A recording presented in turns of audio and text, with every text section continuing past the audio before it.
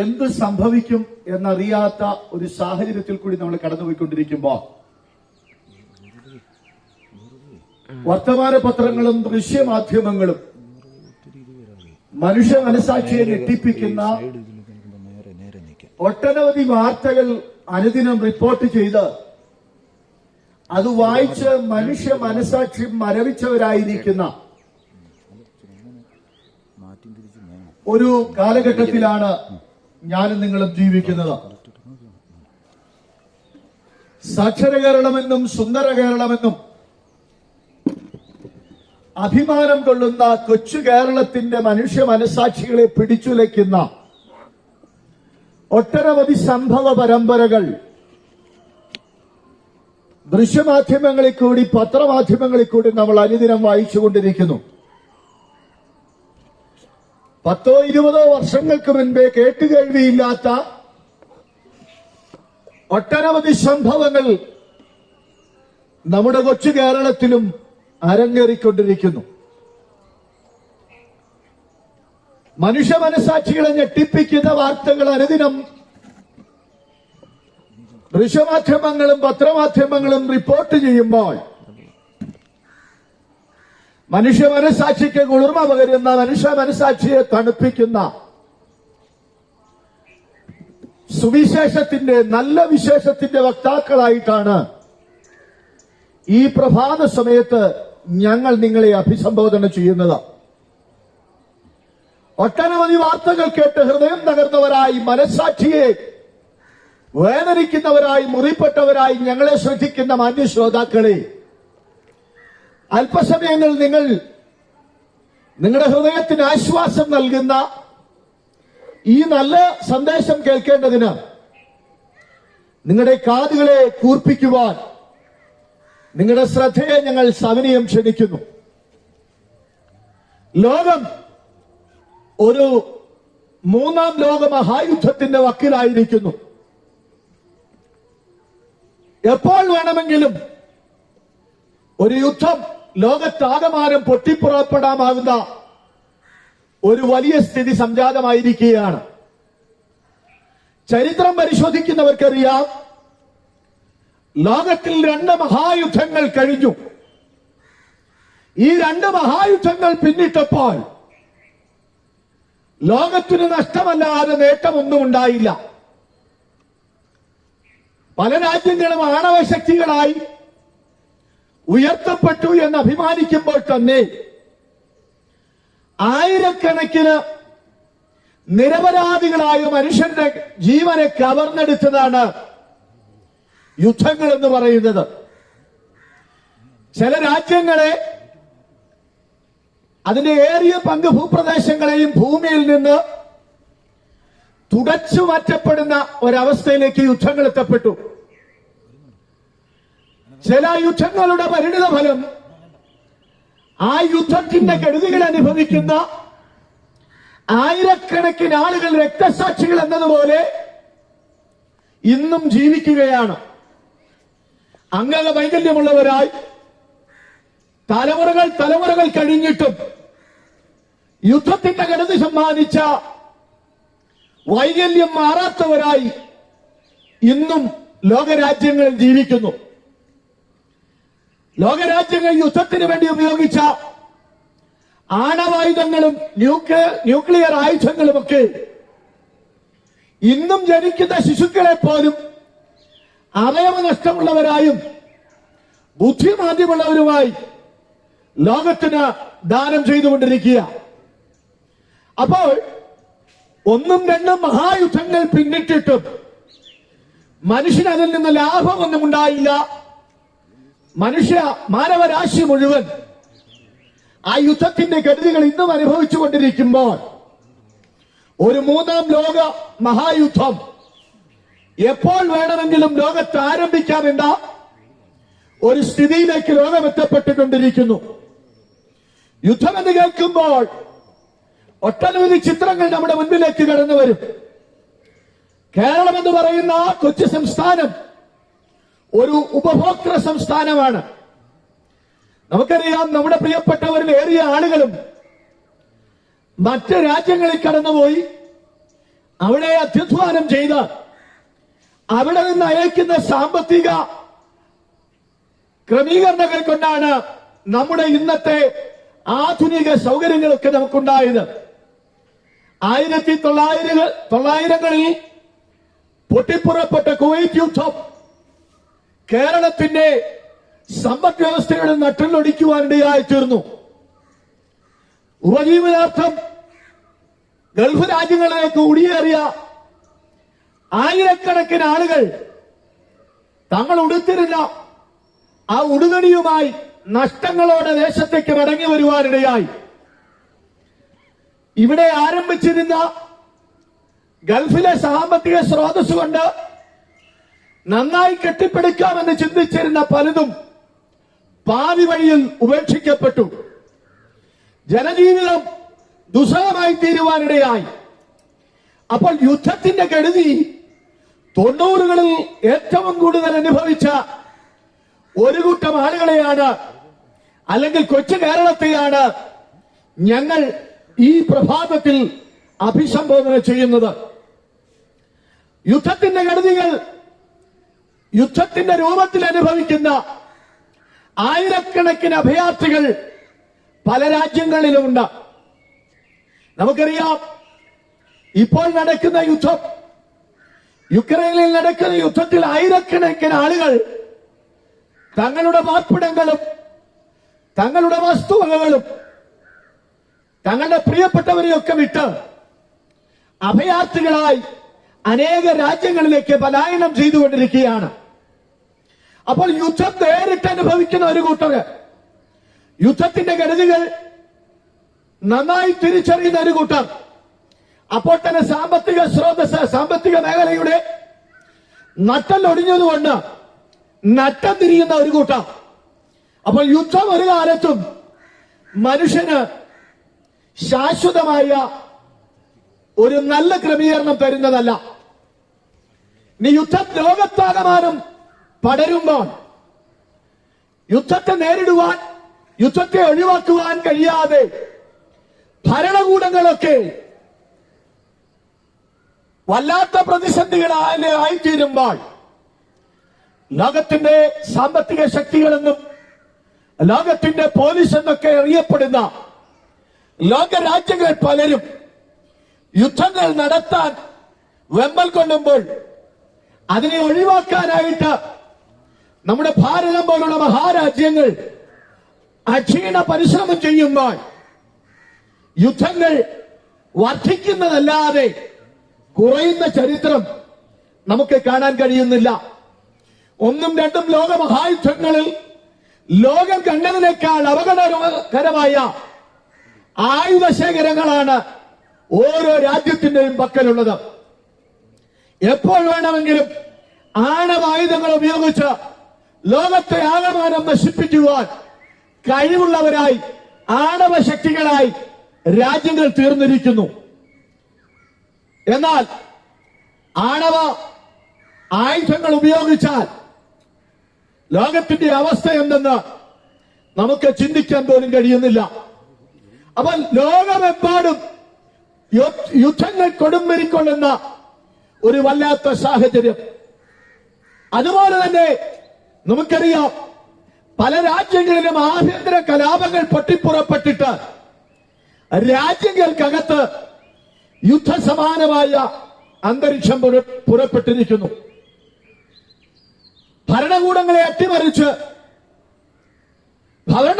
ഭരണവ്യവസ്ഥയെ ചോദ്യം ചെയ്ത് ആഭ്യന്തര കലാപങ്ങൾ ലോകത്തിന് അസമാധാനം വിതച്ചുകൊണ്ടിരിക്കുക. ഒരു രാജ്യത്തിന്റെ ആഭ്യന്തര കലാപം ആ രാജ്യത്തിന്റെ സമ്പദ് വ്യവസ്ഥയെയും ആ രാജ്യത്തിന്റെ ജീവിത വ്യവസ്ഥിതിയെയും ചോദ്യം ചെയ്യുമ്പോൾ ആഭ്യന്തര കലാപങ്ങളാകുന്ന രാജ്യത്തിനകത്തുള്ള യുദ്ധങ്ങൾ രാജ്യങ്ങളെ തന്നെ, അതിന്റെ ഭരണവ്യവസ്ഥിതിയെ, സാമ്പത്തിക വ്യവസ്ഥിതിയെ തകർത്ത് തരിപ്പണമാക്കുന്നു. രാജ്യങ്ങൾ തമ്മിൽ സഹവർത്തിത്വത്തോടെ, സ്നേഹാദരവുകളോടെ കഴിയേണ്ടുന്ന രാജ്യങ്ങൾ തമ്മിൽ അതിർത്തി വിഷയങ്ങളെ സംബന്ധിച്ചുണ്ടാകുന്ന തർക്കങ്ങൾ മുഖാന്തരം യുദ്ധങ്ങളിൽ ഏർപ്പെടുന്നു. അതിർത്തി ഗ്രാമങ്ങളിലും സംസ്ഥാനങ്ങളിലും താമസിക്കുന്ന ജനങ്ങൾ നിരന്തരമായി അതിന്റെ കെടുതികൾ അനുഭവിക്കുന്നു. അപ്പോൾ യുദ്ധങ്ങൾ ലോകത്തിനും രാജ്യങ്ങൾക്കും സമ്മാനിക്കുന്നത് അസമാധാനമാണ്. എന്നാൽ വിശുദ്ധ ബൈബിളിൽ ദൈവത്തിന്റെ വചനത്തിൽ നാം ഇങ്ങനെ കാണുന്നു, നിങ്ങൾ യുദ്ധങ്ങളെയും യുദ്ധശ്രുതികളെ കുറിച്ചും കേൾക്കും. ലോകത്തിൽ സംഭവിക്കുന്ന സകല യുദ്ധങ്ങളെ കുറിച്ചുമുള്ള മുന്നറിയിപ്പ് വിശുദ്ധ ബൈബിൾ ലോകത്തോട് വിളിച്ചു പറയുകയാണ്. അപ്പോൾ യുദ്ധങ്ങൾ ലോകത്തെമ്പാടും നടക്കുമെന്നുള്ളത് വിശുദ്ധ ബൈബിൾ വിളിച്ചു പറയുന്നത് കൊണ്ട് എല്ലാ വിഭാഗം ആളുകൾക്കും വിശ്വസിക്കാൻ കൊള്ളാകുന്ന നാളുകളിലേക്ക് പ്രതീക്ഷ നൽകുന്ന ഗ്രന്ഥമാണ് വിശുദ്ധ ബൈബിൾ എന്ന് പറയുന്നതിൽ ഞങ്ങൾക്ക് ചാരിതാർത്ഥ്യമുണ്ട്. യുദ്ധം ഒരു ഭാഗത്ത് മനുഷ്യജീവനെ നശിപ്പിച്ചുകൊണ്ടിരിക്കുമ്പോൾ മറുഭാഗത്ത് ക്ഷാമം പല ആഫ്രിക്കൻ രാജ്യങ്ങളിൽ ഉൾപ്പെടെയുള്ള രാജ്യങ്ങളിൽ കൊടുമ്പിരിക്കൊണ്ടിരിക്കുകയാണ്. ഒരുപക്ഷെ യുദ്ധത്തിന്റെ അനന്തരഫലം എന്നവണ്ണം വരുന്ന ദിവസങ്ങളിൽ നാമും ക്ഷാമത്തിന്റെ അനുഭവങ്ങളിൽ കൂടി കടന്നു പോകാൻ സാധ്യതയുണ്ട്. നമുക്കറിയാം, നമ്മുടെ ഭാരതം ഉപയോഗിക്കുന്ന അസംസ്കൃത എണ്ണ, പെട്രോളിയം ഉൽപ്പന്നങ്ങൾ ഇറക്കുമതി ചെയ്യുന്നതാണ്. അത് ഇപ്പോൾ തന്നെ ലോകത്തിൽ ബാരലിന് മുൻപെങ്ങുമില്ലാത്തതുപോലെ വില വർദ്ധിച്ചിരിക്കുകയാണ്. അങ്ങനെ പെട്രോളിയം ഉൽപ്പന്നങ്ങളുടെ വില വർദ്ധിക്കുന്നതിലൂടെ ചരക്കുകൂലികൾ വർദ്ധിക്കുന്നു, നിത്യോപയോഗ സാധനങ്ങളുടെ വില വർദ്ധിക്കുന്നു. അങ്ങനെ മനുഷ്യജീവിതം ദുസ്സഹമാകുന്ന ഒരു കാലഘട്ടത്തിലേക്ക് നാമും എത്തിച്ചേരാൻ സാധ്യതയുണ്ട്. ഒരുപക്ഷെ ഒരു ദിവസം 3 അതിലധികം നേരം ഭക്ഷണം കഴിച്ച് സുഭിക്ഷരായി വിശ്രമിക്കുന്ന എന്നെ കേൾക്കുന്ന മാന്യശ്രോതാക്കളെ, ഞാനും നിങ്ങളും അങ്ങനെ വിശ്രമ ജീവിതം നയിക്കുമ്പോൾ സോമാലിയ പോലെയുള്ള ആഫ്രിക്കൻ രാജ്യങ്ങളിൽ ഒരു നേരത്തെ ഭക്ഷണം കഴിക്കാൻ കഴിയില്ലാതെ മണ്ണുവാരി തിന്ന് വയറ് തള്ളി വല്ലാത്ത അവസ്ഥയിലിരിക്കുന്ന കുഞ്ഞുങ്ങളെ ഞാനും നിങ്ങളെ കാണുമ്പോൾ എന്റെയും നിങ്ങളുടെയും മനുഷ്യ മനസാക്ഷികളെ ചോദ്യം ചെയ്യുന്ന ചിത്രങ്ങളായി അത് നമ്മുടെ മുൻപിൽ നിൽക്കുകയാണ്.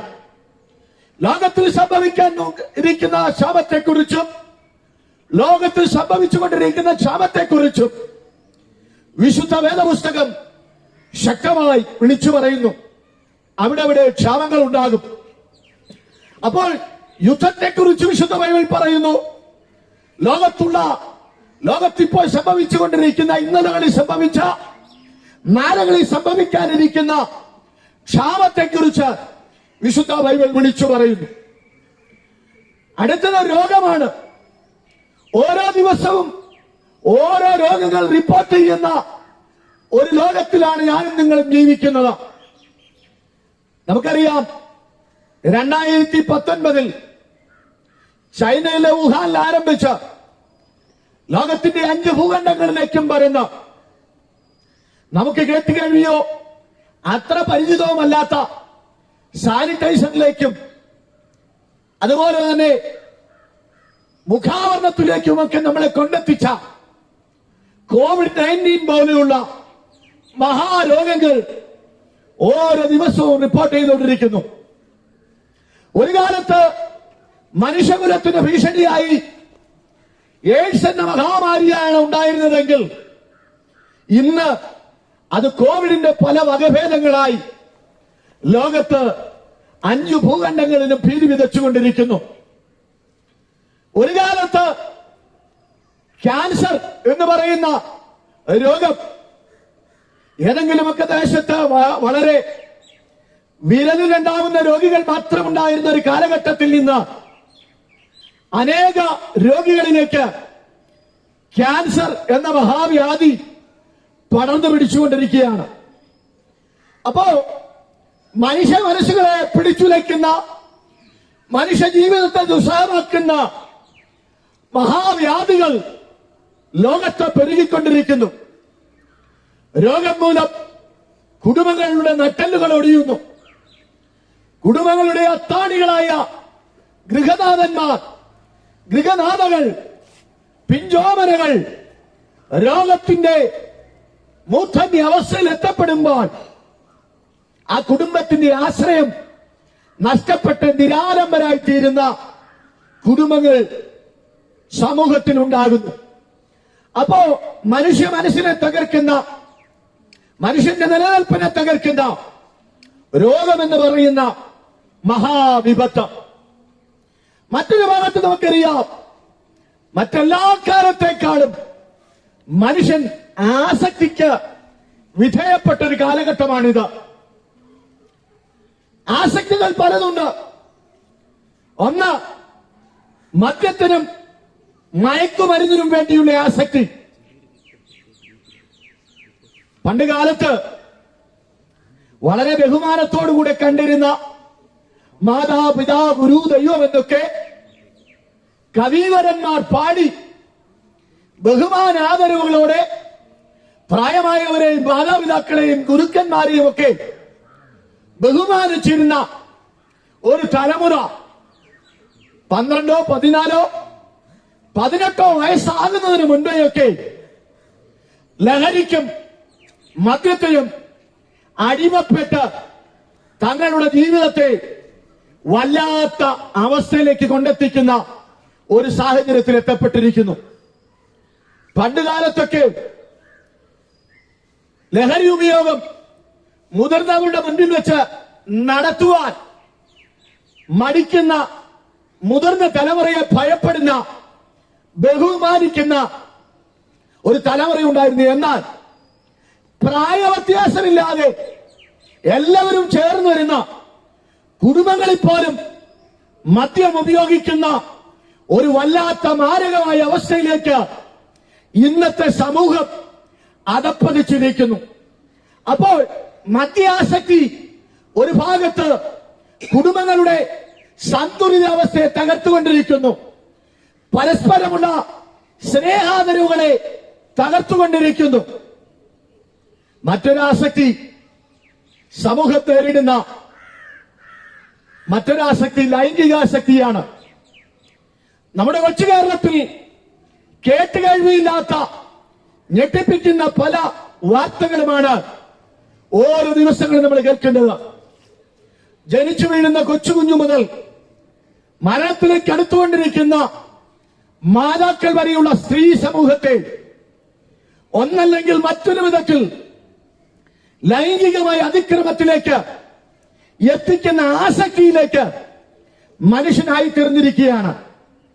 അപ്പോൾ ഈ ആസക്തികൾ മനുഷ്യ മനസ്സിനെ ഓരോ ദിവസങ്ങളും തകർത്തുകൊണ്ടിരിക്കുന്നു. യുദ്ധം ഒരു ഭാഗത്ത് മനുഷ്യനെ തകർത്തുകൊണ്ടിരിക്കുമ്പോൾ, ക്ഷാമം മറുഭാഗത്ത് മനുഷ്യനെ തകർത്തുകൊണ്ടിരിക്കുമ്പോൾ, രോഗം മറ്റൊരു ഭാഗത്ത് മനുഷ്യനെ തകർത്തുകൊണ്ടിരിക്കുമ്പോൾ, ആസക്തികൾ മനുഷ്യനെ ഒരു ഭാഗത്ത് തകർത്തുകൊണ്ടിരിക്കുമ്പോൾ, മനുഷ്യൻ ഈ ആസക്തികളിലും രോഗത്തിലും ക്ഷാമത്തിലും അതുപോലെ തന്നെ യുദ്ധത്തിലും അകപ്പെട്ട് എന്ത് ചെയ്യണമെന്നറിയാതെ ദിശാബോധം നഷ്ടപ്പെട്ട് ജീവിതം എങ്ങനെ മുന്നോട്ട് കൊണ്ടുപോകുന്നുവെന്നറിയാതെ ദുസ്സഹമായ ജീവിതാന്തരീക്ഷത്തിൽ ആത്മഹത്യയെക്കുറിച്ചും മറ്റിതര ജീവനൊടുക്കുന്ന ഉപാധികളെ കുറിച്ചും ചിന്തിക്കുമ്പോൾ മനുഷ്യ മനസ്സിനെ നേർവീതി കാണിക്കുന്ന, മനുഷ്യ മനസ്സിനെ തണുപ്പിക്കുന്ന, മനുഷ്യജീവന് നിത്യമായ ദിശാബോധം നൽകുന്ന നന്മയുടെ സുവിശേഷമാണ് ഞങ്ങൾ നിങ്ങളോട് പ്രസംഗിക്കുന്നത്. ഏത് തലത്തിലുള്ള മാനവികതയുടെ പ്രശ്നത്തിനും പരിഹാരം നൽകാൻ പര്യാപ്തമായ ഉലകത്തിൽ ഇന്നുവരെ മനുഷ്യ മനസ്സുകൾ അംഗീകരിച്ചിട്ടുള്ള ഒരു മഹത്തായ സന്ദേശത്തിന്റെ വക്താക്കളായിട്ടാണ് ഞങ്ങൾ നിങ്ങളെ അഭിസംബോധന ചെയ്യുന്നത്. അത് സുവിശേഷം മാത്രമാണ്. മനുഷ്യ മനസ്സിന് രൂപാന്തരം വരുത്തുന്ന, മനുഷ്യ മനസ്സിന് മാറ്റം വരുത്താൻ കഴിയുന്ന, മാരക രോഗങ്ങളിൽ നിന്ന് സൗഖ്യമാക്കാൻ കഴിയുന്ന, ലോകരാജ്യങ്ങളെ സമാധാനത്തിൽ നിർത്താൻ കഴിയുന്ന, ലോകത്തിന്റെ അരക്ഷിതാവസ്ഥയ്ക്ക് മാറ്റം വരുത്താൻ കഴിയുന്ന ഏക സന്ദേശം ഞങ്ങൾ നിങ്ങളോട് പ്രസ്താവിക്കുന്ന സുവിശേഷമാണ്. സുവിശേഷം എന്താണ്? വിശുദ്ധ ബൈബിൾ പറയുന്നു, ദാവീദിന്റെ സന്തതിയായി ജനിച്ച് മരിച്ച് അടക്കപ്പെട്ട് ഉയർത്തെഴുന്നേറ്റ യേശുക്രിസ്തുവിനെ ഓർത്തുകൊള്ളുവീൻ. ഇന്നേക്ക് 2000 വർഷങ്ങൾക്കപ്പുറത്ത് പാലസ്തീന്റെ മണ്ണിൽ മനുഷ്യകുലത്തിന്റെ പാപം വഹിക്കേണ്ടതിന് ദൈവമായിരുന്ന യേശുക്രിസ്തു മനുഷ്യനായി അവതരിക്കുവാനിടയായി. യേശുക്രിസ്തു ജനിക്കുന്നതിനും ഏതാണ്ട് അനേക വർഷങ്ങൾക്ക് മുൻപേ വിശുദ്ധ ബൈബിളിൽ ഇങ്ങനെ രേഖപ്പെടുത്തിയിരിക്കുന്നു, അവൻ അവരുടെ പാപങ്ങളിൽ നിന്ന് അവരെ രക്ഷിപ്പാനിരിക്കൊണ്ട് അവന് യേശു എന്ന പേർ വിളിക്കണം. അപ്പോൾ യേശു മനുഷ്യന്റെ പാപത്തിൽ നിന്ന് രക്ഷിക്കുമെന്ന് യേശു ഈ ലോകത്തിൽ വരുന്നതിന് മുൻപേ വിശുദ്ധ തിരുവഴുത്തുകളിൽ കൂടി തന്റെ ദാസന്മാരിൽ കൂടി ദൈവം ലോകത്തെ അറിയിച്ചു. മനുഷ്യന്റെ പാപത്തെ രക്ഷിക്കുവാൻ, മനുഷ്യൻ നേരിടുന്ന സകല പ്രയാസങ്ങളിൽ നിന്ന് മനുഷ്യനെ രക്ഷിക്കാൻ സ്വർഗോന്നത മഹിമകളെ വെടിഞ്ഞ് ഈ താണഭൂമിയിലേക്ക് ഇറങ്ങി വന്നത് സാക്ഷാൽ ഞങ്ങൾ പ്രസംഗിക്കുന്ന യേശു ക്രിസ്തുവാണ്. അതുകൊണ്ട് മാന്യശ്രോതാവേ, ഈ പ്രഭാതത്തിൽ നിങ്ങൾ നിങ്ങളുടെ വീടുകളിലും വീഥികളിലുമായി ഞങ്ങളെ ശ്രദ്ധിക്കുമ്പോൾ ഞങ്ങൾക്ക് നിങ്ങളോട് പറയാനുള്ള ഏറ്റവും നല്ല വാർത്ത, മനുഷ്യന് ലോകത്തിന് കൊടുക്കുവാനുള്ള ഏറ്റവും നല്ല വാർത്ത, അത് സുവിശേഷമാണ്. ആ വാർത്തയാണ് ഞങ്ങൾ ഈ പ്രഭാത സന്ദേശത്തിൽ കൂടി നിങ്ങളെ അറിയിക്കുന്നത്. ലോകത്തിന് നഷ്ടപ്പെട്ട സമാധാനം നൽകുവാൻ, കുടുംബങ്ങൾക്ക് നഷ്ടപ്പെട്ട സമാധാനം നൽകുവാൻ, രോഗത്തിന് മതിയായ സൗഖ്യം നൽകുവാൻ, പാപത്തിന് മോചനം വരുത്തുവാൻ ഞങ്ങൾ പ്രസംഗിക്കുന്ന യേശു ക്രിസ്തുവിന് കഴിയുമെന്ന് വിശുദ്ധ ബൈബിൾ അസന്നിഗ്ധമായി പ്രഖ്യാപിക്കുന്നു.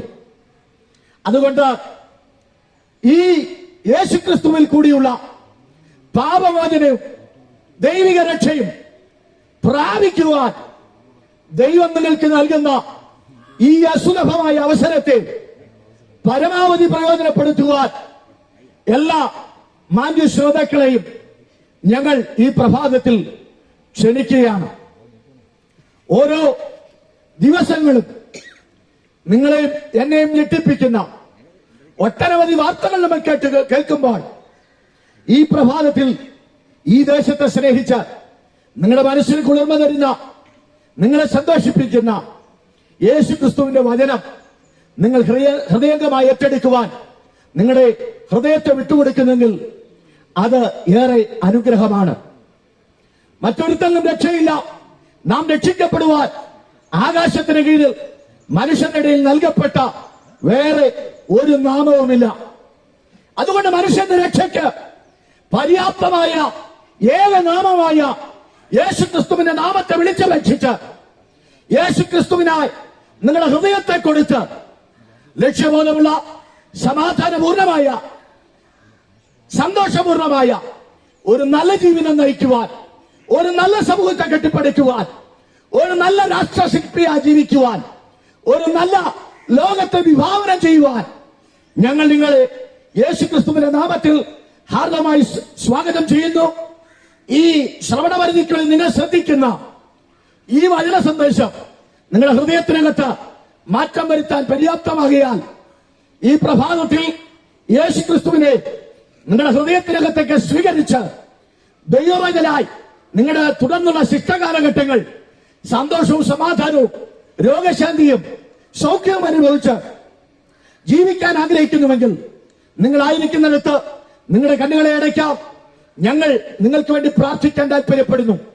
യാതൊരു മുതൽ മുടക്കുമില്ലാതെ സൗജന്യമായി നിങ്ങളുടെ ഹൃദയം യേശുവിന് വേണ്ടി കൊടുത്തുകൊണ്ട് ഈ പ്രഭാതത്തിൽ യേശുവിനെ താങ്കളുടെ രക്ഷകനും കർത്താവുമായി സ്വീകരിക്കാം. നിങ്ങളായിരിക്കുന്ന സ്ഥാനത്ത് നിങ്ങളുടെ കണ്ണുകളെ അടച്ചുകൊണ്ട് യേശുവിനോട് പ്രാർത്ഥിക്കാം. കർത്താവേ, ഞാനൊരു പാപിയാണെന്ന് സമ്മതിക്കുന്നു. എന്റെ പാപത്തിന് വേണ്ടി അങ്ങ് ഈ ലോകത്തിൽ വന്നു എന്നും അങ്ങ് എനിക്ക് വേണ്ടി മരിച്ചു എന്നും ഞാൻ വിശ്വസിക്കുന്നു.